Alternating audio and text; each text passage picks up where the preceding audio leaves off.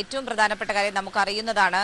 രാഹുൽ മാങ്കൂട്ടത്തിൽ ഫോണിൽ സംസാരിക്കുമ്പോൾ ആ പെൺകുട്ടിയോട് ഗർഭചിത്രം നടത്തുന്നതിന് വേണ്ടി ആ പെൺകുട്ടിയെ നിർബന്ധിക്കുന്നതിന്റെ ഫോൺ സംഭാഷണം നമുക്ക് മുന്നിൽ ഉള്ള ഒരു വിഷയം തന്നെയാണ്. അതിന് പിന്നാലെയാണ് ഇപ്പോൾ പുറത്തുവരുന്ന ഈ ഒരു വിവരം. അതായത് ഈ രാഹുൽ മാങ്കൂട്ടം മാത്രമല്ല, ഒരു യുവ വ്യവസായി കൂടി ഇത്തരത്തിൽ ഈ കേസിൽ ഇടപെട്ടിട്ടുണ്ട്. ഈ പെൺകുട്ടിയോട് ഗർഭചിത്രം നടത്തുന്നതിന് വേണ്ടി പെൺകുട്ടിയെ നിർബന്ധിക്കുകയും അതിന് വേണ്ടിയിട്ടുള്ള മരുന്നുകളടക്കം കൈമാറുകയും ചെയ്തിട്ടുണ്ട്. 2 ഗുളികകൾ കൈമാറിയിട്ടുണ്ട് എന്നുള്ള തെളിവ് വിവരങ്ങൾ ഒക്കെ ക്രൈംബ്രാഞ്ചിന്റെ പ്രത്യേക അന്വേഷണ സംഘത്തിന് ലഭിച്ചിട്ടുണ്ട്.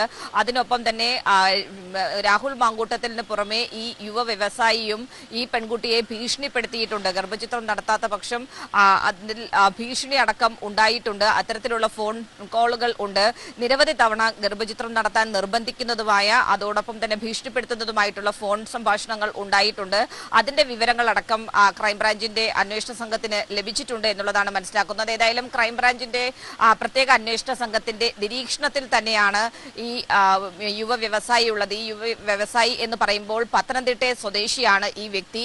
ഈ വ്യക്തിക്ക് രാഹുൽ മാങ്കൂട്ടത്തിലുമായി വളരെ അടുത്ത സൗഹൃദമുള്ള വ്യക്തി കൂടിയാണ് ഈ യുവ വ്യവസായി എന്നുള്ളത് തന്നെയാണ് ഇതിൽ ഏറ്റവും പ്രസക്തമാകുന്ന കാര്യം. അത്തരത്തിൽ ഇവർ രണ്ടുപേരും ചേർന്നാണ് ഈ പെൺകുട്ടിയെ ഭീഷണിപ്പെടുത്തിയിരിക്കുന്നത് എന്നുള്ള കാര്യം കൂടിയാണ് ഇപ്പോൾ തെളിവുകൾ സഹിതം പുറത്തു വരുന്നത്. ഏതായാലും ക്രൈംബ്രാഞ്ചിന്റെ പ്രത്യേക അന്വേഷണ സംഘം കൂടുതൽ തെളിവ് ശേഖരണത്തിന് തന്നെയാണ് പ്രാധാന്യം നൽകുന്നത്. ശാസ്ത്രീയ പരിശോധനകളിലൂടെ ഇതിന്റെയൊക്കെ ആധികാരികതയും ഉറപ്പുവരുത്തി മുന്നോട്ട് പോകുക എന്നുള്ളതാണ് തീരുമാനിച്ചിരിക്കുന്നത്. കാരണം അതിന്റെ അടിസ്ഥാനത്തിൽ മാത്രമേ രാഹുൽ മാങ്കൂട്ടത്തിലിനെ ഈ ലൈംഗികാരോപണ കേസുമായി ബന്ധപ്പെട്ടുകൊണ്ട് ചോദ്യം ചെയ്യുന്നതിലേക്ക് കടക്കുവാൻ വേണ്ടി സാധിക്കുകയുള്ളൂ. അതിന്റെ ഭാഗമായി തന്നെയാണ് അത്തരത്തിൽ ശാസ്ത്രീയ പരിശോധനകൾ, അതായത് ശാസ്ത്രീയ തെളിവുകളുടെ അടിസ്ഥാനത്തിൽ മുന്നോട്ട് പോകാനും ഇത്തരത്തിലുള്ള കൂടുതൽ വിവരങ്ങൾ ശേഖരിക്കാനുമുള്ള അന്വേഷണ സംഘത്തിന്റെ തീരുമാനം.